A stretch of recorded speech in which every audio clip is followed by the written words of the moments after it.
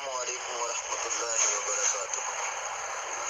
जी मुफ्ती साहब मालूम ये करना सी कि कुछ एक दोस्त ने ये उत्ते थोड़ा तहफुजात का इज़हार किया। उसका कहना कि ये जिहड़ी थल्ले जंजीरी है ये जेवर के जुमरे च आ जाती है, इस वास्ते जेवर मर्द ते हराम है ते जंजीरी नहीं होनी चाहिए, मतलब है कि जेवर के जुमरे च आ जाती है।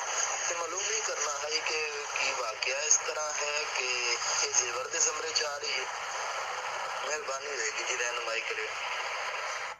अस्सलाम वालेकुम रहमतुल्लाहि व बरकातुहू। भाई ने एक तस्वीर भेजी है जिस पर लब्बैक या रसूल अल्लाह लिखा हुआ है और लब्बैक या रसूल अल्लाह के नीचे एक जंजीरी जो है वो लटकी हुई है। उसके बारे में पूछ रहे हैं कि क्या ये जेवर के ज़ुमरे में आ जाता है, इसको पहनने से नमाज हो जाएगी, ये जायज़ है? जी, आप बिल्कुल इसे पहन के नमाज पढ़ें, नमाज हो जाएगी। अगर ये लोहे की है या किसी भी धात की है, आपके जिस्म के साथ टच नहीं होनी चाहिए।